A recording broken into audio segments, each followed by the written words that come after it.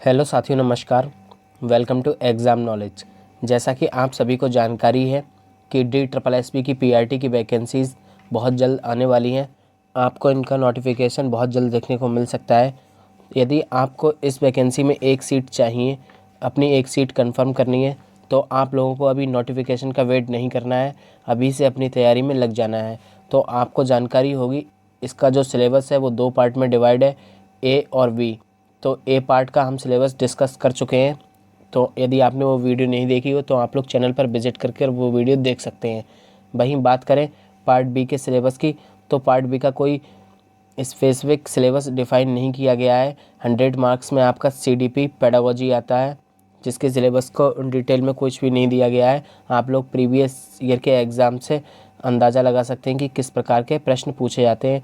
वहीं जो लोग सिलेक्ट हो गए हैं उनके द्वारा बताया गया है कि इस पार्ट में यानी कि पार्ट बी में अच्छा स्कोर करने के लिए आपकी जो NIOS DLED की बुक है वो काफ़ी ज़्यादा महत्वपूर्ण हो जाती हैं। तो आज हम बात करने वाले हैं जो NIOS DLED की बुक है, इसका टोटल कोर्स बुक है जो आपकी वो 10 कोर्स बुक है, यानी कि 10 कोर्स में है। और इसमें ब्लॉक यानी कि ब्लॉक टोटल 31 ब्लॉक है और हर ब्लॉक में लगभग 3-4 यूनिट है, यानी कि 3 से लेकर 4 यूनिट है और किसी किसी में 2 यूनिट भी हैं। तो इनको मिलाकर के कुल, और आप देखेंगे कि एक एक ब्लॉक में लगभग 80-90 पेजेस हैं। तो इस तरीके से आप लोग देखेंगे कि 31 ब्लॉक में कितने ज़्यादा पेजेस हो जाएंगे। तो इतने सारे पेजेस को कैसे पढ़ पाएंगे, और ये बुक आसानी से नहीं मिल पाती है, काफ़ी महंगी भी आती हैं। और आप लोग PDF में जब इन बुक्स को पढ़ते हो तो अच्छे से नहीं पढ़ पाओगे। तो आज हम आपको बताएंगे कि हम इसी चैनल पर NIOS DLED बुक की समरी की क्लास स्टार्ट करने वाले हैं, जो कि आज हमारी पहली क्लास होने वाली है, जिसमें हम ब्लॉक करने वाले हैं। पहला ब्लॉक करने वाले हैं 501 कोड का पहला ब्लॉक, और इसकी पहली यूनिट आज हम करने वाले हैं। तो आप लोग चाहें तो क्लास के नोट्स से अपने नोट्स बना सकते हैं, और वरना आपको सेम जैसे हम नोट्स से पढ़ाएंगे वैसे ही आपको हाईलाइट किए हुए नोट्स आपको मिल जाएंगे। तो आप लोग चाहें तो उन्हीं से पढ़ सकते हैं। तो चलिए क्लास को स्टार्ट करते हैं। और यदि आपको ये वीडियो पसंद आए, क्लास पसंद आए, तो प्लीज़ सब्सक्राइब कर लेना चैनल को, और लाइक और शेयर भी कर देना क्लास को। तो आज हम करने वाले हैं कोर्स 501 का ब्लॉक 1, जिसमें कि 4 यूनिट हैं। तो आज हम पहली यूनिट करने वाले हैं। आप देख पा रहे हैं सामने जो हमारी पहली यूनिट है वो है भारतीय शिक्षा प्रणाली, यानी कि इसमें हम प्राचीन भारतीय शिक्षा प्रणाली को देखेंगे, और साथ ही स्वतंत्रता पूर्व तक भारत की शिक्षा प्रणाली कैसी रही है इसके बारे में जानकारी प्राप्त करेंगे। तो चलिए स्टार्ट करते हैं। इसमें आपके लिए वो सभी महत्वपूर्ण बिंदु बताए जाएंगे जो कि आपकी परीक्षा की दृष्टि से महत्वपूर्ण होंगे। बाकी आप देख पा रहे होंगे कि हमने बहुत सी चीज़ें छोड़ दी हैं जो कि आपकी परीक्षा के लिए बहुत ज़्यादा महत्वपूर्ण नहीं है। आपको ये सेम ऐसे ही हाईलाइट किए हुए नोट्स दिए जाएंगे। यदि आप चाहें तो पूरा भी पढ़ सकते हैं अगर आपके पास समय हो। तो बात करते हैं किसी भी सभ्यता का सांस्कृतिक भाव तथा राष्ट्र के आदर्श उनके द्वारा अनुसरित शैक्षिक संस्थाओं के द्वारा प्रतिबिंबित होते हैं। यानी कि किसी भी सभ्यता का जो कल्चर है और राष्ट्र के जो आदर्श हैं वो उनके द्वारा जो शैक्षिक संस्थानों में जो शिक्षा दी जा रही होती है उस पर अपनी छाप छोड़ते हैं। तो जैसे भी राष्ट्र का कल्चर होगा और उसके आदर्श होंगे वैसे ही उसमें शिक्षा दी जा रही होगी। बात करते हैं भारतीय शिक्षा प्रणाली भारत की समृद्ध सांस्कृतिक परंपरा से जुड़ी हुई है। तो भारत की जो शिक्षा प्रणाली है वो समृद्ध सांस्कृतिक परंपरा से जुड़ी हुई है। तो पूछ सकता है कि भारत की शिक्षा प्रणाली कैसी है, तो सांस्कृतिक परंपरा से जुड़ी हुई। इसके बाद देखते हैं, तो ये अधिगम उद्देश्य हैं, ये आपके लिए ज़्यादा महत्वपूर्ण नहीं है। अब हम देखते हैं प्राचीन भारतीय शिक्षा, एक संक्षिप्त सर्वेक्षण, यानी कि प्राचीन भारतीय शिक्षा को हम संक्षिप्त में देखने वाले हैं। तो यहाँ जो आपके लिए महत्वपूर्ण है वो है सूत्रों और स्मृतियों जैसे धर्म ग्रंथों में। तो जो हमारे पुराने धर्म ग्रंथ हैं उनमें माध्यमिक और उच्च शिक्षा के मुख्य लक्षणों की रूपरेखा अवश्य मिल सकती है। तो आपको उसमें जो माध्यमिक शिक्षा है और जो उच्च शिक्षा है उसकी जानकारी तो मिलेगी, लेकिन आपको कहीं भी प्राथमिक शिक्षा का अलग से विवरण नहीं मिलेगा। तो अलग से प्राथमिक शिक्षा की जानकारी नहीं प्राप्त होती है। प्राचीन काल में शिक्षा को स्व उत्थान की एक प्रक्रिया समझा जाता था जो जन्म से मृत्यु पर्यंत चलती रहती थी। यानी कि प्राचीन काल से ही शिक्षा को एक लाइफ लॉन्ग प्रोसेस यानी कि आजीवन चलने वाली प्रक्रिया समझा जाता था। अब बात करते हैं, अतः संभवतः इसे औपचारिक शिक्षा की एक अलग अवस्था नहीं माना गया। यानी कि प्राथमिक अवस्था में यह जीवन जीने और दैनिक क्रियाकलाप संपादित करने की शिक्षा थी। प्राथमिक अवस्था में ये कैसी थी? तो ये सिर्फ जीवन जीने के लिए और दैनिक जो रोज़मर्रा के कार्य होते हैं उनको संपादित करने की एक प्रक्रिया थी। और इसे क्या कहते हैं? औपचारिक शिक्षा की एक अलग व्यवस्था नहीं थी। औपचारिक यानी कि फॉर्मल, जो कि आजकल है, यानी कि पहले यूनिवर्सिटीज़ वगैरह नहीं थी जहाँ से आपको डिग्री वगैरह ऐसी मिल सके, तो फॉर्मल नहीं थी। तो पूछा जाएगा प्राचीन में कैसी थी? तो प्राचीन में इनफॉर्मल यानी कि अनौपचारिक शिक्षा थी। तो ये पॉइंट आपको याद रखना है, कैसी थी? अनौपचारिक। यह जीवन की तैयारी थी, यानी कि ये शिक्षा कैसी थी ये वाली? तो ये जीवन जीने की तैयारी थी। ज्ञान को व्यक्ति का तीसरा नेत्र समझा जाता था। तो प्राचीन यानी कि आपको देश में वह साहित्य उपलब्ध हो सकता है जिसमें ज्ञान को, प्राचीन समय में क्या था? ज्ञान को व्यक्ति का यानी कि ह्यूमन का थर्ड आई समझा जाता था। अब यहाँ से आपके लिए एक बहुत अच्छा पॉइंट बनेगा। जो भर्तृहरि थे, इन्होंने नीति शतक में कहा है कि शिक्षा के बिना हम पशु समान हैं। तो जो किसने बोला है? पूछ सकता है कि भर्तृहरि ने। किसने कथन बोला? ये भर्तृहरि ने। और किसने बोला है? तो इन्होंने नीति शतक में कहा है कि जो मनुष्य है वह शिक्षा के बिना पशु के समान है। शिक्षा का जो शुभारंभ होता है वह उपनयन संस्कार से होता है। तो शिक्षा की शुरुआत किससे होती थी? उपनयन संस्कार से होती थी। लड़के और लड़की दोनों को शिक्षा का अधिकार था। तो प्राचीन समय से ही लड़के और लड़कियों दोनों को शिक्षा का अधिकार था। जैसा कि आप देख पाएंगे कि इतिहास में कुछ महिलाओं के द्वारा इसकी जानकारी भी दी गई, जो कि गार्गी, अत्रेयी, कौशल्या, तारा और द्रौपदी जैसी महिलाएं हैं। निम्न स्तर की शिक्षा दैनिक सांसारिक जीवन से संबंधित कार्यकलाप तथा सामाजिक अन्योन्य क्रिया के लिए आयोजित की जाती थी।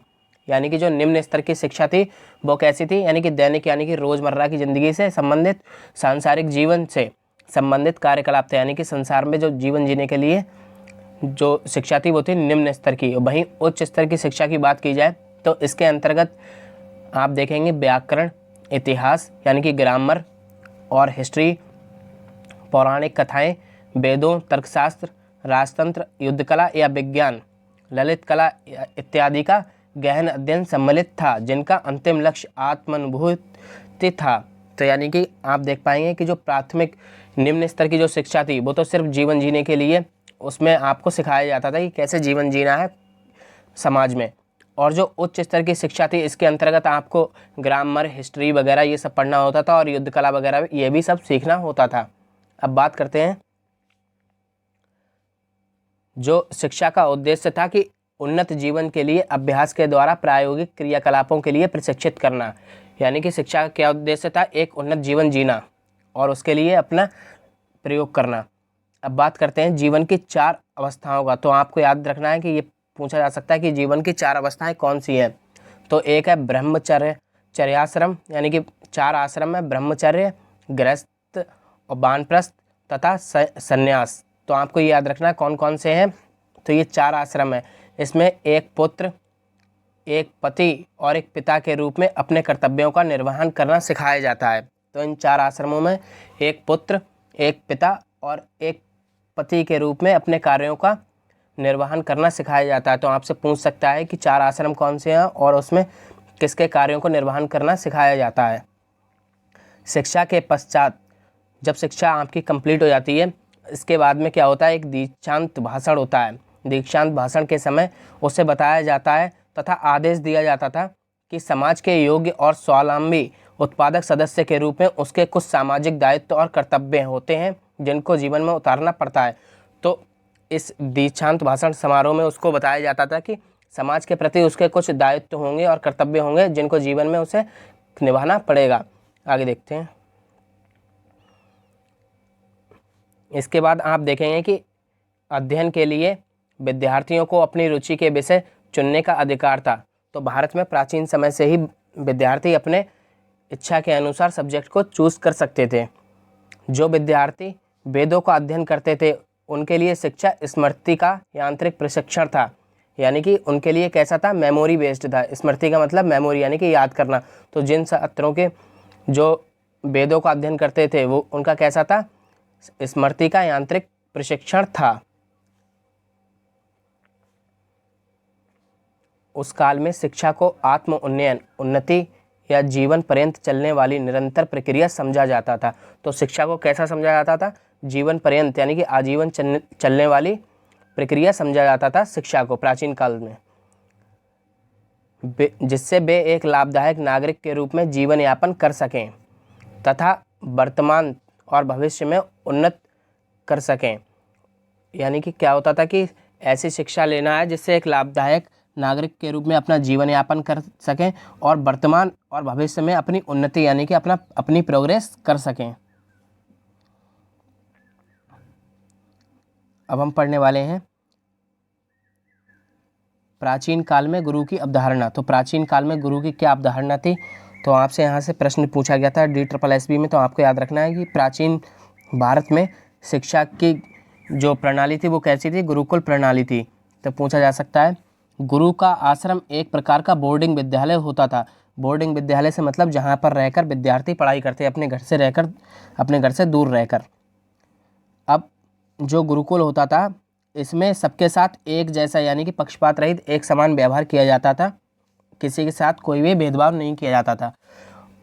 जैसे कि आप उदाहरण के माध्यम से समझेंगे, कृष्ण और सुदामा, कृष्ण जो कि अमीर घर से थे और सुदामा उनके मित्र बहुत ही गरीब थे, दोनों ने एक साथ एक ही गुरुकुल में पढ़ाई की थी। गुरुकुल में जो शिक्षा होती है वो निःशुल्क होती थी। गुरुकुल में सभी विद्यार्थियों को समान समझा जाता था। तो आपको ये याद रखना है। गुरुकुल का मुखिया पूछा जाए कौन होता था? तो गुरु होता था। सभी विद्यार्थियों के लिए पिता के समान होता था गुरु, और माता पिता या संरक्षक के समान व्यवहार करता था, यानी कि पिता समान या फिर पेरेंट्स के समान व्यवहार करता था। विद्यादान उसकी दृष्टि में सर्वोत्तम समझा जाता था, यानी कि गुरु की दृष्टि में जो विद्या का दान करता है वो सर्वोत्तम है, लेकिन यदि वो ज्ञान को बेचने के का विचार निंदनीय समझा जाता था। तो प्राचीन समय में यदि कोई भी अपने ज्ञान को बेचता था, पैसों के बदले में किसी को ज्ञान देता था, उपहार के बदले में, तो उसको निंदनीय समझा जाता था। अब देखते हैं, गुरु को माता पिता से भी बढ़कर माना जाता था तथा एक गुरु का दर्जा देवताओं से भी बढ़कर था। तो ये आपने सुना होगा श्लोक, गुरु ब्रह्मा गुरुर्विष्णु गुरुर्देवो महेश्वरा गुरु साक्षात्म परब्रह्मम तस्मै श्री गुरु नमः। गुरु को हृदय, मस्तिष्क, हाथ, आध्यात्मिकता, ज्ञान तथा विद्वत्ता के अच्छे गुणों का प्रतीक समझा जाता था। तो गुरु को किसका प्रतीक समझा जाता था? आध्यात्मिकता का, ज्ञान तथा विद्वत्ता का और अच्छे गुणों का प्रतीक समझा जाता था। यह हमारे आज के L3 टीचर की अवधारणा के अनुरूप है, यानी कि लाइफ लॉन्ग लर्नर के अनुरूप है। तो L3 का क्या मतलब हो जाएगा? लाइफ लॉन्ग, L3 हो गया लाइफ लॉन्ग लर्नर। उसे guide the side, no sage on the stage समझा जाता था। तो गुरु को क्या समझा जाता था? कि गुरु वह एक साथी के समान मार्गदर्शक था, ना कि मंच पर विराजमान महात्मा की तरह। तो गुरु को कैसा समझा जाता था? कि वह एक साथी के साथ उसका हर मोड़ पर मार्गदर्शन करेगा, ना कि मंच पर विराजमान महात्मा की तरह सिर्फ भाषण देगा। मॉनिटर प्रणाली वास्तव में प्राचीन भारतीय शिक्षा का ही योगदान है, यानी कि जो मॉनिटर प्रणाली है वो किसका योगदान है? तो ये प्राचीन भारतीय शिक्षा का ही योगदान है, जिसके अंतर्गत वरिष्ठ विद्यार्थी जो या तो गुरुपुत्र होते थे अथवा कोई योग्य वरिष्ठ विद्यार्थी होते थे, छोटी कक्षा के विद्यार्थियों को पढ़ाते थे। तो मॉनिटर किसको बनाया जाता था प्राचीन समय में? तो या तो जो गुरु का पुत्र होगा या फिर कोई जो सीनियर होगा, जो वरिष्ठ होगा, योग्य सीनियर को, और छोटी कक्षा को पढ़ाने का उनका कार्य होता था। लेकिन बाद में क्या होता है, जब मनु काल में जब चातुर्वर्ण्यम वर्ण व्यवस्था लागू होती है, तब इसमें एक सामाजिक व्यवस्था का रूप ले लिया। तो कोई भी ब्राह्मण का पुत्र गुरु बनाया जाने लगा। तो जो ब्राह्मण का पुत्र होगा वही गुरु बन जाएगा, चाहे वह योग्य हो या ना हो। तो ये कब होने लगा? मनु काल के बाद में। अब क्या होता था इसमें? इस प्रकार अध्यापन मात्र ब्राह्मण परिवारों का व्यवसाय बनकर रह गया, यानी कि ब्राह्मणों के परिवार का व्यवसाय बनकर रह गया अध्यापन। तो पूछ लेगा किस काल के बाद? तो मनु काल के बाद। अब देखते हैं कि प्राचीन काल में जो गुरु की भूमिका तथा उसके दायित्व थे। तो अध्यापक और शिष्य में पिता और पुत्र की तरह अत्यंत गहन या आंतरिक संबंध होता था। तो प्राचीन काल में कैसा संबंध होता था? तो पिता और पुत्र के भांति संबंध होता था। और आप देखेंगे कि उपनिषद का शाब्दिक अर्थ आपको याद कर लेना है। उपनिषद का शाब्दिक अर्थ होता था निकट बैठना। अब बात करते हैं 19वीं शताब्दी के उत्तरार्ध में मानियर विलियम द्वारा, किसके द्वारा? मानियर विलियम द्वारा रचित शब्दकोश के अनुसार उपनिषद का अर्थ था, यानी कि इन्होंने जो उपनिषद का अर्थ बताया वो था परमात्मा के ज्ञान को प्रकटित या उद्घाटित कर अधिकार को दूर भगा देना। तो ये आपको याद रखना है, सॉरी अधिकार नहीं, अंधकार को दूर भगा देना। तो इनके जो मानियर विलियम द्वारा जो रचित शब्दकोश था और उसमें जो उपनिषद का अर्थ था वो था परमात्मा के ज्ञान को प्रकटित या उद्घटित कर अंधकार को दूर भगा देना। मूल्यांकन सतत व्यापक रूप से होता था, जिसे गुरु संचालित करता था। तो जो मूल्यांकन था वो कैसा होता था? वो कॉन्टिन्यूस होता था और व्यापक रूप से होता था। और इसे कौन करता था? तो इसे गुरु के द्वारा किया जाता था। तो इसमें आप देखेंगे कि औपचारिक रूप से कोई परीक्षा नहीं होती थी, तो कोई भी फॉर्मल आपका एग्ज़ाम नहीं होता था, कोई डिग्री या सर्टिफिकेट नहीं दिया जाता था। केवल जो दीक्षांत समारोह, यानी कि अभी आपको ऊपर बताया था ना, उस समय बस गुरु ये घोषणा करता था कि अमुक विद्यार्थी ने अनुबद्ध अध्ययन की पूर्ति के पश्चात स्नातक की उपाधि प्राप्त कर ली है।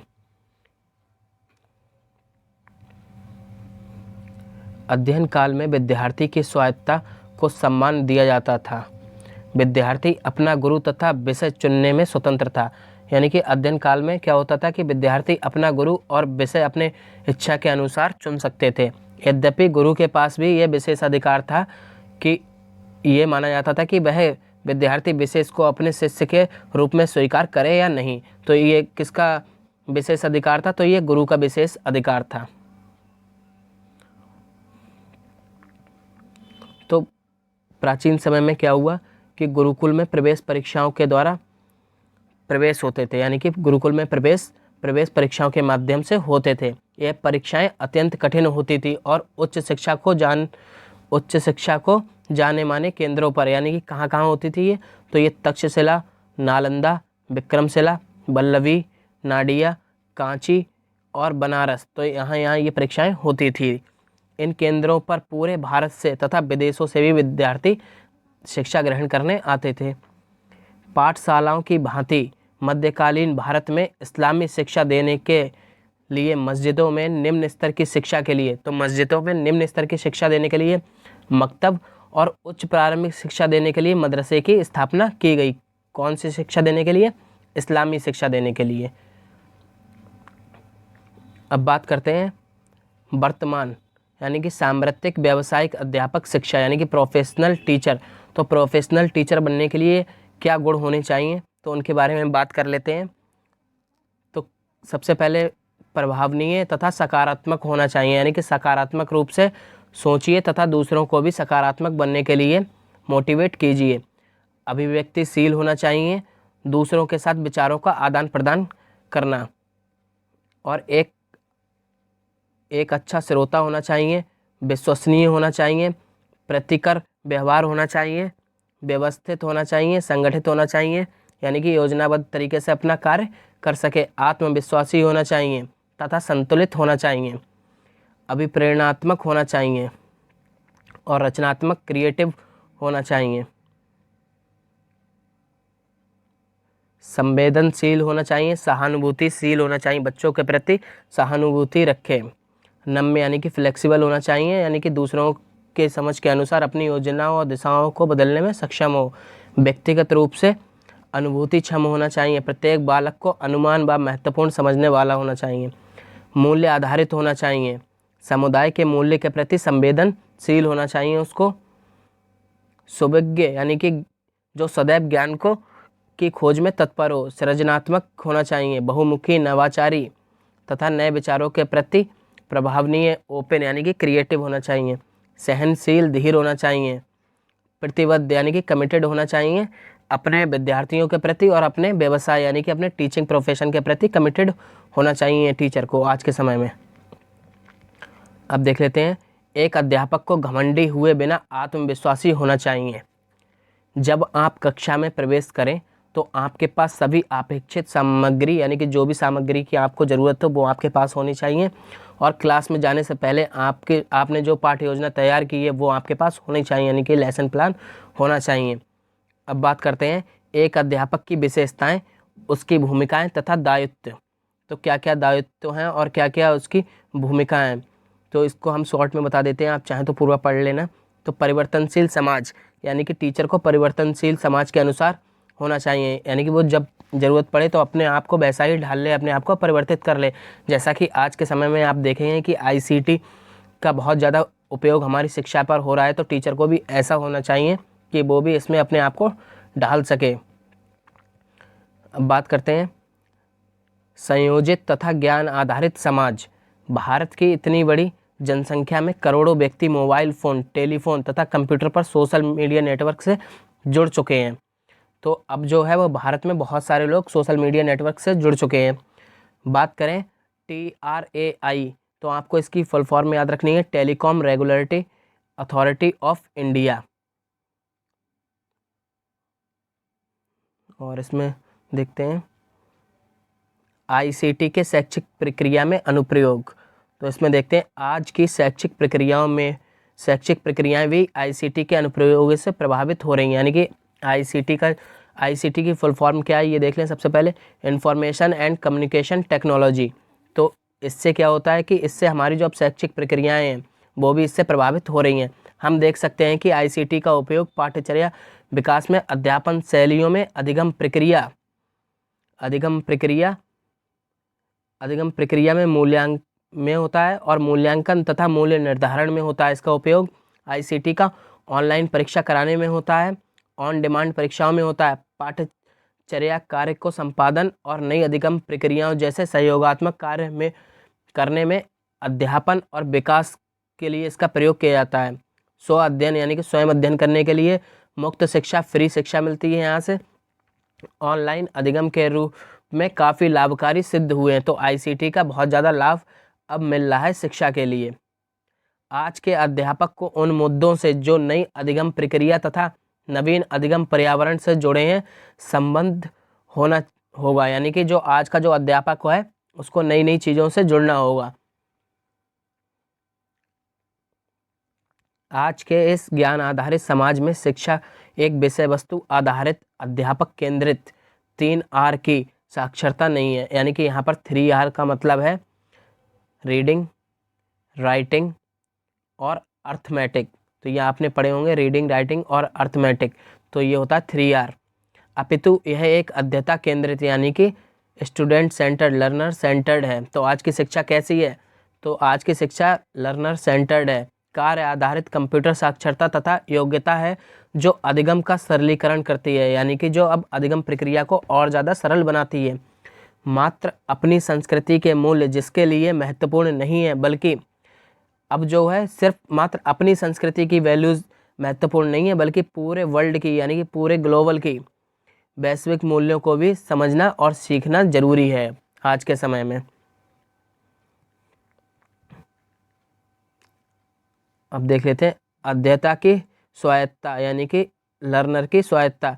तो शैक्षणिक प्रक्रिया इस प्रकार से परिवर्तित हो रही है जिसमें अध्येता स्टूडेंट्स की स्वायत्ता का सम्मान हो, अध्येता को सर्वोच्च माना जाता है। तो अब जो प्रक्रिया अपनाई जा रही है उसमें स्टूडेंट को सबसे ऊपर रखा जाता है। अब बात करते हैं विकासशील समाज में अध्यापक की भूमिका। तो विकासशील समाज में अध्यापक की क्या भूमिका है, इस पर आप देखेंगे लॉरी लॉर्ड्स कर्वसेशन मॉडल में अध्यापक के लिए 4 प्रकार की भूमिकाओं का जिक्र हुआ है। तो कौन कौन सी भूमिकाएं ये हैं ये आपको देख लेनी है। तो ये है तर्कमूलक विधि, पहली अनुकूली विधि, अन्योन क्रियात्मक विधि तथा विमर्शक विधि। तो ये 4 प्रकार की विधि हैं। तो ये पूछ सकता है कि कौन कौन सी विधि हैं। तो देखेंगे कि आज के नए विश्व में बहुत सारी ऐसी भूमिकाएं जिनके संपादन की अपेक्षा अध्यापक से है। कुछ विशिष्ट भूमिकाएं में निम्नलिखित सम्मिलित हैं। तो कुछ विशेष जो भूमिकाएं हैं इनमें भी अध्यापक की भूमिका सम्मिलित है। तो देखेंगे ई कल्चर का विकास तथा पोषक, नेटवर्कर तथा परिवर्तनकर्ता होना चाहिए, अधिगमकर्ता तथा सुसाध्य होना चाहिए, फैसिलिटेटर के रूप में होना चाहिए, अधिगम संसाधन विकास होना चाहिए, टेक्नो पेडागोजी यानी कि टेक्निकल पेडागोजी उसको आनी चाहिए, मूल्यांकनकर्ता होना चाहिए, क्रियात्मक शोधकर्ता होना चाहिए, नई नई क्रियाओं से शोध करें, व्यवहार विज्ञानी होना चाहिए, पाठ्यचर्या अविकल्प तथा कार्य संपादक होना चाहिए, शैक्षिक प्रणाली अविकल्पक होना चाहिए। आगे बात करते हैं। अब बात करते हैं आज की भारतीय शिक्षा की उत्पत्ति। तो आज की जो प्रेजेंट टाइम में जो भारतीय शिक्षा है इसकी उत्पत्ति कहाँ से होती है, यानी कि पूर्व स्वतंत्रता काल की आज हम बात करने वाले हैं। तो सबसे पहले बात करें गिरजाघरों यानी कि चर्च में अंग्रेजी पढ़ाई जाती थी। तो अंग्रेजी के माध्यम से अंग्रेजी कहाँ पढ़ाई जाती थी? गिरजाघर, चर्च में। देशीय मंदिर, जो देश में जो मंदिर थे उसमें संस्कृत के माध्यम से, और मदरसों में फारसी तथा अरबी के माध्यम से शिक्षा दी जाने लगी। कब? जो आज की भारतीय शिक्षा की जब उत्पत्ति हुई। भारत में वर्तमान शिक्षा प्रणाली का प्रारंभ 19वीं शताब्दी में हुआ। तो जो वर्तमान में जो शिक्षा प्रणाली है इसका प्रारंभ 19वीं शताब्दी में हुआ था। भारतीय इतिहास में शिक्षा की राज्य प्रणाली की स्थापना एक चार्टर अधिनियम के औपचारिक रूप से हुई।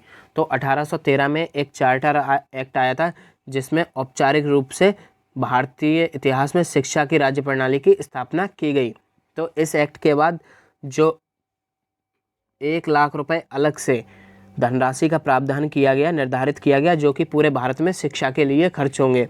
इस प्रकार यह प्रथम बार हुआ कि महारानी बर्तानिया, तो महारानी कौन थी? बर्तानिया के द्वारा शिक्षा के लिए सरकारी रूप से वित्तीय व्यवस्था की गई। तो पहली बार कब की गई थी?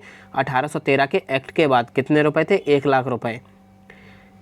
अब देखते हैं तो इसमें क्या था कि और जो नागरिकों की शिक्षा थी इसके लिए जो दायित्व सौंपा गया था वो ईस्ट इंडिया कंपनी को सौंपा गया था।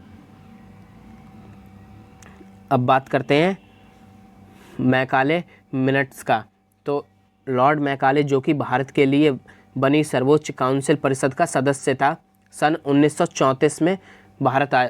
तो ये 1934 नहीं 1834 होगा, तो यहाँ पे करेक्ट कर लें। तो ये कब आया था भारत? तो ये 1834 में आया था। उस समय का जो भारत में गवर्नर जनरल था तो वो कौन था? तो ये याद रखना है, विलियम बेंटिक था। तो मैकाले भारत में केवल 4 वर्ष ही रुका था, लेकिन इसने इस छोटी सी अवधि में लाखों भारतीयों के भाग्यों को सदा के लिए प्रभावित कर दिया, हमेशा के लिए प्रभावित कर दिया। तो इसने क्या किया था? इसने जो अपना जो ये लेकर के आया था उसमें इसने अंग्रेजी को सर्वोच्चता दी थी। तो लॉर्ड मैकाले जो general committee on public instructions का चेयरमैन था, ये जनवरी 1835 हो गई, 1835 में एक स्मरण पत्र लेकर आता है जिसको मेमोरेंडम कहा जाता है, तैयार किया तथा प्रसारित किया। उसने देश संस्कृत तथा विधाओं यानी कि देश में जो संस्कृत भाषा थी, ज्ञान तथा भाषाओं के माध्यम जैसे संस्कृत, अरबी, फारसी थी, एक निर्णयात्मक आधार लेते हुए इन्हें नकार दिया, यानी कि इन भाषाओं को नकार दिया था और अंग्रेजी भाषा के माध्यम से पाश्चात्य विज्ञान का समर्थन किया। तो इसने इन सभी भाषाओं को नकार दिया था, संस्कृत, अरबी तथा फारसी को, और किसको अपनाने की बात कही थी? अंग्रेजी भाषा को।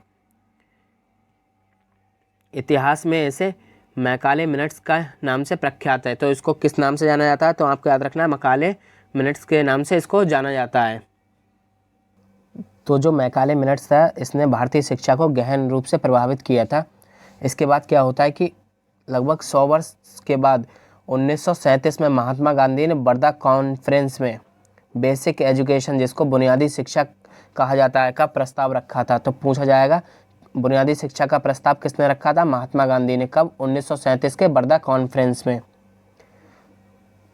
के पश्चात भी मैकाले के प्रभाव को मिटा नहीं पाए। तो यानी कि इस आज लगभग 200 वर्ष के पश्चात भी मैकाले का प्रभाव देखने को मिलता है आप लोगों को अपनी शिक्षा पर, कि आज भी अंग्रेजी का कितना ज़्यादा महत्वपूर्ण स्थान है। अब बात करते हैं कि जो मैकाले था यह एक झूठा दावा भी करके गया था कि एक अच्छी यूरोपीय लाइब्रेरी, तो जो एक लाइब्रेरी है यूरोपीय, उसकी एक अकेली अलमारी, यानी कि उसमें सिर्फ एक जो अकेली अलमारी होगी वो भी समस्त भारत और अरब, यानी कि पूरे भारत और अरब के पूरे साहित्य से अच्छी है। तो ये झूठा दावा करके कौन गया था? ये मैकाले करके गया था।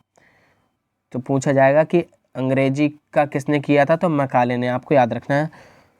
अब बात करते हैं कि इस समय में हमें अपना पूरा प्रयत्न करना चाहिए कि एक ऐसे वर्ग का निर्माण करें जो हमारे और लाखों लोगों के मध्य जिन पर हम शासन करते हैं दोभाषिया का काम करे। यानी कि ये कौन कह के गया था? मकाले, कि हम ऐसे लोगों का निर्माण करें जो दोभाषिया का काम करें, यानी कि दोनों भाषाओं का काम करें।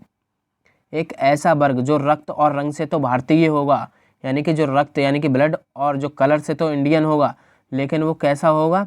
परंतु उसकी जो रुचियाँ यानी कि जो इंटरेस्ट होगा, जो उसकी विचारधारा होगी, नैतिकता होगी और उसमें जो बुद्धि होगी, इंटेलिजेंस हो, वो कैसी हो? अंग्रेजों जैसी हो। इसलिए उसने अंग्रेजी का किया था चलन कि उसे दोभाषिया के रूप में शासन करने में आसानी हो। भारतीय शिक्षा प्रणाली के लिए अंग्रेजी को शिक्षा का माध्यम स्वीकार किया जाए। तो ये क्या हुआ कि जब मैकाले ने अपने जो ये मैकाले का मिनट्स जब उसने अपना पारित करने को कहा, तो बेंटिंग जो उस समय भारत का गवर्नर जनरल था, इसने ब्रिटिश साम्राज्य की ओर से स्वीकार कर लिया और आदेश दिया कि भारतीय शिक्षा प्रणाली के लिए अंग्रेजी को शिक्षा का माध्यम स्वीकार किया जाए। यानी कि शिक्षा का माध्यम किसको स्वीकार किया जाए? अंग्रेजी को। किसने कहा था? लॉर्ड विलियम बेंटिक ने। आगे देखते हैं। तो बात करते हैं अब वुड्स डिस्पैच की, व्यापक शिक्षा प्रणाली और संगठनात्मक संरचना। तो इसमें क्या था कि 1853 में जब कंपनी चार्टर के नवीनीकरण विचार के लिए ब्रिटिश संसद के सम्मुख आए, तो संसद ने भारत में शिक्षा की प्रगति की जांच की। यानी कि 1853 में जो पुराना चार्टर था उसमें जो भारतीय शिक्षा थी इसकी जांच की गई, इसकी प्रगति की प्रोग्रेस की जांच की गई। तो इसमें सुधार करने के लिए शिक्षा का चार्टर, जिसे सन 1854 का वुड्स डिस्पैच कहा जाता है, जारी किया गया। इसमें पिछले जो चार्टर था उसमें सुधार करने के लिए जो जारी किया गया था उसको क्या कहा जाता है? Wood's Despatch. और ये कब आया? 1854 में। तो इसमें क्या था? वुड्स डिस्पैच को शिक्षा का मैग्ना कार्टा। तो ये आपको याद रखना, बहुत ही महत्वपूर्ण प्रश्न है, ये बार बार परीक्षा में पूछा जाता है। शिक्षा का मैग्ना कार्टा किसको कहा जाता है? वुड्स डिस्पैच को। और ये कब आया था? 1854 में, जिसको हिंदी में कहा जाता है महाधिकार पत्र समझा जाता है। ब्रिटिश संसद की ओर से शिक्षा नीति के रूप में अपनाई जाने वाली यह पहली सरकारी घोषणा थी। तो ये कैसी घोषणा थी? इससे पहले जो भी हुई वो कोई भी सरकारी घोषणा नहीं थी। और ये पहली कैसी घोषणा थी? तो ये पहली सरकारी घोषणा थी। कौन सी? Woods dispatch. इसके बाद देखते हैं भारतीय भाषाओं के उन्नयन को प्रोत्साहित करना भी इस उद्देश्य में सम्मिलित था। तो यानी कि जो भारतीय भाषाएं हैं उनको भी क्या करना है? उनको भी आगे बढ़ाना है, उनके उन्नयन यानी कि उनकी उन्नति करने को प्रोत्साहित करना भी इसका उद्देश्य था। इस प्रयोजन के लिए जन शिक्षा के प्रसार को प्राथमिकता दी गई। तो किसके प्राथमिकता दी गई? जन शिक्षा, यानी कि सभी के लिए शिक्षा के प्रसार को प्राथमिकता दी गई। इसके लिए बहुत सारे प्राथमिक, मिडिल तथा हाई स्कूल खोले गए। तो इसके लिए बहुत सारे प्राथमिक स्कूल और मिडिल स्कूल और हाई स्कूल खोले गए। प्रथम बार वुड्स डिस्पैच ने देश के 5 प्रांतों में, तो ये आपको 5 प्रांत याद रखने हैं, बंगाल, बॉम्बे, मद्रास, पंजाब तथा नॉर्थ वेस्ट प्रांत में डिपार्टमेंट ऑफ पब्लिक इंस्ट्रक्शंस खोले गए।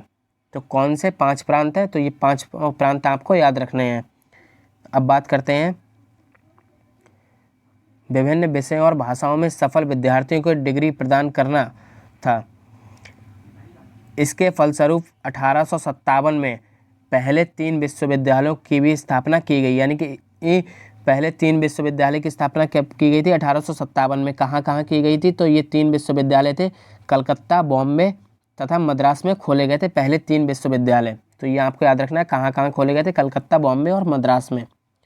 वुड्स डिस्पैच के द्वारा शिक्षा के अधिकांश पक्षों से संबंधित अनुशंसाएं दी गईं, जैसे देश भर में श्रेणीकृत विद्यालयों, प्रारंभिक school, high school, intermediate, college तथा विश्वविद्यालयों का नेटवर्क स्थापित करना, विद्यालयों को वित्तीय सहायता देने के लिए ग्रांट इन एड यानी कि सहायक अनुदान प्रणाली लागू करना, महिलाओं की शिक्षा के लिए प्रावधान। तो पूछा जाएगा महिलाओं की शिक्षा के लिए प्रावधान किसमें था? Wood's Despatch. अध्यापकों का प्रशिक्षण तथा व्यावसायिक विकास करना, यानी कि अध्यापकों को ट्रेनिंग देने और उनको व्यवसाय के विकास करना, तथा लोगों की व्यावसायिक कुशलता के विकास के लिए चिकित्सा, इंजीनियरिंग, विधि, कानून तथा व्यावसायिक शिक्षा की अन्य संस्थाएं। तो जो लोग हैं, जो व्यक्ति हैं, उनकी क्या व्यावसायिक शिक्षा के लिए क्या करना था कि उनको चिकित्सा यानी कि डॉक्टर बनाने के लिए, इंजीनियरिंग और विधि कानून, लॉयर वगैरह के लिए भी उनको शिक्षा दी जाने की संस्थाएं खोली गई। इससे माध्यमिक शिक्षा को और कुछ सीमा तक प्राथमिक शिक्षा को भी बढ़ावा मिला। तो इससे क्या हुआ कि माध्यमिक शिक्षा को तो बढ़ावा मिला ही, लेकिन कुछ सीमा तक प्राथमिक शिक्षा को भी बढ़ावा मिला। 1857 के विद्रोह के तुरंत पश्चात ईस्ट इंडिया कंपनी को भंग कर दिया गया। तो 1858 में ईस्ट इंडिया कंपनी को भंग करके जो इसका शासन था वो सीधे क्राउन के हाथों में चला गया था, महारानी के हाथों में चला गया, जो सीधे ब्रिटिश साम्राज्य के अधीन आ गई। शिक्षा की कुछ सीमा तक की उपेक्षा की गई। तो इसके बाद क्या होता है कि शिक्षा की उपेक्षा की गई। अब इसके बाद आता है हंटर कमीशन। तो जल्दी से देख लेते हैं हंटर कमीशन को। तो इसमें क्या था, शिक्षा का व्यवसायीकरण। वुड्स डिस्पैच जो कि 1854 था, इसकी जांच करने हेतु 1882 में हंटर कमीशन की स्थापना की गई। हंटर कमीशन की स्थापना 1882 में की गई। इसने क्या किया, इसने हाई स्कूल को 2 स्ट्रीम बनाकर सरल और कारगर बनाने का प्रयास किया, यानी कि 2 स्ट्रीम में बांट दिया गया हाई स्कूल में। इनमें से एक धारा में पढ़ने वाले बच्चे विश्वविद्यालय शिक्षा के लिए जा सकते थे, यानी कि जिनको डिग्री वगैरह लेनी थी वो विश्वविद्यालय के लिए जा सकते थे। वहीं दूसरी धारा वाले यानी कि दूसरे स्ट्रीम वाले बच्चे जो वाणिज्य, व्यावसायिक तथा तकनीकी शिक्षा को अपना सकते थे, यानी कि उनको क्या था, बिजनेस वगैरह करने के लिए या फिर टेक्निकल एजुकेशन अपना सकते थे। तो ये 2 स्ट्रीम बना दिए थे। व्यावसायिक शिक्षा आरंभ करने का यह प्रथम प्रयास था। तो पूछा जाएगा कि व्यावसायिक शिक्षा आरंभ करने का प्रथम प्रयास कौन सा था, तो ये हंटर कमीशन द्वारा प्रथम प्रयास किया गया था। अब बात करते हैं विश्वविद्यालय संबंधी आयोग। तो विश्वविद्यालय संबंधी जो आयोग बने थे वो विश्वविद्यालय नियंत्रण के अधीन विद्यालय शिक्षा, यानी इसमें क्या था कि विश्वविद्यालय के अधीन छोटे छोटे, एक बड़ा विश्वविद्यालय होगा, इसके अधीन छोटे छोटे विश्वविद्यालय कार्य करेंगे। तो इस पर नियंत्रण कौन रखेगा, ये बड़ी जो यूनिवर्सिटी होगी, जो बड़ा विश्वविद्यालय होगा, ये इन छोटे छोटे स्कूल विद्यालयों पर अपना नियंत्रण रखेगा। सन 1904 में पारित विश्वविद्यालय अधिनियम के अंतर्गत विद्यालयों को मान्यता विश्वविद्यालय द्वारा दी जाएगी। तो जो विद्यालय बनेंगे उनको मान्यता किसके अंतर्गत दी जाएगी, विश्वविद्यालय के द्वारा दी जाएगी। अब बात करते हैं सैडलर आयोग की। तो सैडलर आयोग है, इसको देख लेते हैं। तो सैडलर आयोग सन 1917 में आया, ने महसूस किया कि विश्वविद्यालय सुधार की दृष्टि से माध्यमिक शिक्षा में सुधार लाने की आवश्यकता की पूर्ति थी, यानी कि विश्वविद्यालय सुधार की दृष्टि से अब क्या था कि माध्यमिक शिक्षा में भी सुधार लाने की ज़रूरत थी।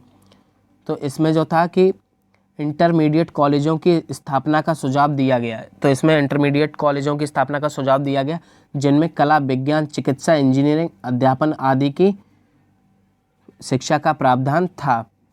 तो इसको सैडलर आयोग ने यह अनुशंसा भी की थी कि board of secondary and intermediate education स्थापित कर दी जाए, जिनके अंतर्गत क्या था कि माध्यमिक शिक्षा का प्रशासन तथा नियंत्रण आए। और आप देखेंगे कि जो सैडलर आयोग था, इस प्रकार सैडलर आयोग ने आज के जो 10+2 वाला है जो आपका इंटरमीडिएट, तो इसकी व्यवस्था किसने की थी, सैडलर आयोग ने। तो आपसे पूछा जाएगा कि +2 की जो आपकी जो व्यवस्था है टीचिंग में, एजुकेशन में, उसकी व्यवस्था किसने की थी, तो सैडलर आयोग के द्वारा। तो +2 अथवा जूनियर कॉलेज की अवधारणा का बीज बोया था। तो इसकी शुरुआत की गई थी सैडलर आयोग के द्वारा। यह पहली बार हुआ कि किसी आयोग ने इंटरमीडिएट कक्षाओं को हाई स्कूल के साथ जोड़ा और हाई स्कूल तथा इंटरमीडिएट शिक्षा के नियंत्रण हेतु बोर्ड ऑफ एजुकेशन बनाया। तो पहली बार ऐसा हुआ था कि किसी भी आयोग ने इंटरमीडिएट की जो कक्षाएं थी उनको हाई स्कूल के साथ जोड़ा, यानी कि 10+2 करके हाई स्कूल के साथ जोड़ा और हाई स्कूल तथा इंटरमीडिएट शिक्षा के नियंत्रण हेतु एक बोर्ड का गठन किया गया, बोर्ड ऑफ एजुकेशन का। इसके बाद बात करते हैं हार्टक समिति है आपकी, हार्टक समिति। तो ये कब आई थी, ये 1929 में आई थी।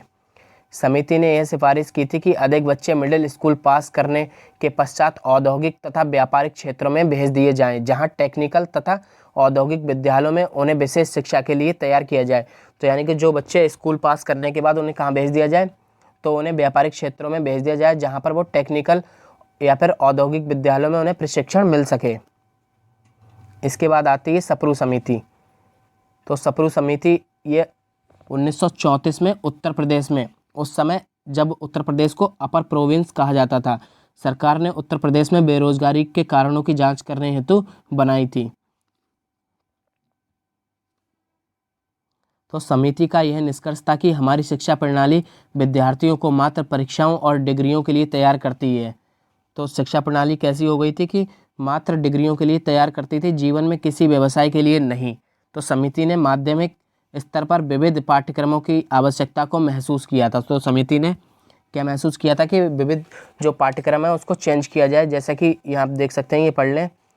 इसके बाद बात करते हैं, हमारा नेक्स्ट है अबॉट वुड प्रतिवेदन रिपोर्ट। तो ये क्या था, ये पॉलिटेक्निक से संबंधित थी। Central advisory board of education ने 1935 के प्रस्ताव का पालन करते हुए 1936 में 2 विशेषज्ञों सलाहकारों श्री अबॉट तथा वुड को सरकार द्वारा आमंत्रित किया। तो किस किस को, अबॉट तथा वुड को।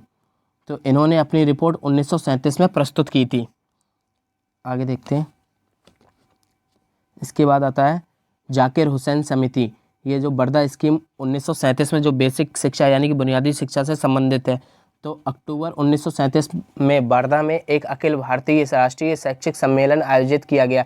इस सम्मेलन में महात्मा गांधी द्वारा सुझाया गया यह प्रस्ताव पारित किया गया कि राष्ट्रीय स्तर पर सभी बच्चों को 7 वर्ष तक निःशुल्क तथा अनिवार्य शिक्षा दी जाए। यानी कि जो आपसे पूछा जाएगा कि जो बर्दा स्कीम आई थी जिसमें बुनियादी शिक्षा की बात की गई थी, किस उम्र के बच्चों के लिए, तो ये 7 वर्ष तक के बच्चों को निःशुल्क और अनिवार्य शिक्षा मातृभाषा के माध्यम से दी जाए, यानी कि उनकी मातृभाषा में दी जाए, मदर टंग में दी जाए, जिसमें शैक्षिक प्रक्रिया इस समस्त अवधि में हाथ से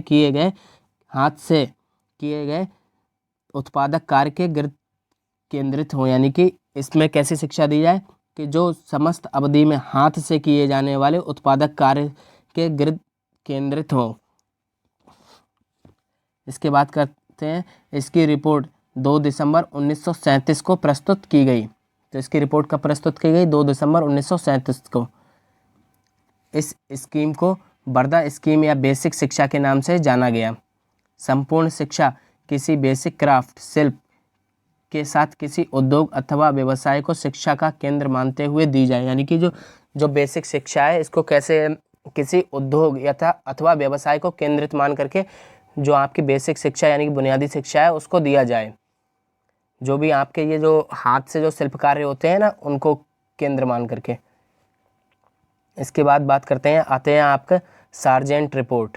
तो ये लास्ट है। इसके बाद क्या होता है कि सार्जेंट रिपोर्ट पहली ऐसी व्यापक स्कीम थी जिसमें शिक्षा के सभी स्तर तथा पक्षपूर्व प्राथमिक हाई स्कूल तथा विश्वविद्यालय शिक्षा तथा साथ साथ तकनीकी व्यावसायिक तथा साम्प्रतिक शिक्षा सम्मिलित थी। तो इसमें क्या था, इसमें सभी शिक्षाओं को सम्मिलित किया गया था। तो ये तो हो गए आपके सारे रिपोर्ट स्वतंत्रता पूर्व। इसके बाद अब हम करेंगे कल से यूनिट 2 जिसमें कि आपके स्वतंत्रता के बाद में जो बदलाव किए गए उनके बारे में बात करेंगे। तो ये सारांश है, इसमें सारांश में वही सब दिया गया जो हम लोग पढ़ चुके हैं। जैसे कि भारत में प्रारंभिक शिक्षा एक सामाजिक सांस्कृतिक परिप्रेक्ष्य, यानी कि जो अभी हमने पढ़ा है, तो ये क्या पढ़ा था, भारत में प्रारंभिक शिक्षा और किसके परिप्रेक्ष्य में, तो ये सामाजिक और सांस्कृतिक के परिप्रेक्ष्य में फर्स्ट यूनिट कंप्लीट होती है हमारी। और इसमें हम देखेंगे कि जैसे कि हमने अभी पढ़ा था कि ज्ञान को क्या माना गया था, तो ज्ञान को ह्यूमन की थर्ड आई यानी कि तीसरा नेत्र समझा गया था। 1835 में लॉर्ड मैकाले वगैरह ये जो हम पढ़ चुके हैं, ये वही सारांश है। तो आप लोग देख लें। तो आप लोगों को ये सेम ऐसे ही नोट्स मिल जाएंगे। आप लोग चाहे तो क्लास के जरिए नोट्स बना सकते हैं, वरना आप लोग इसी को पढ़ सकते हैं। तो आपको क्लास कैसी लगी कमेंट बॉक्स में ज़रूर बताएं, और साथ ही चैनल को सब्सक्राइब जरूर कर लें और वीडियो को लाइक और शेयर भी कर दें।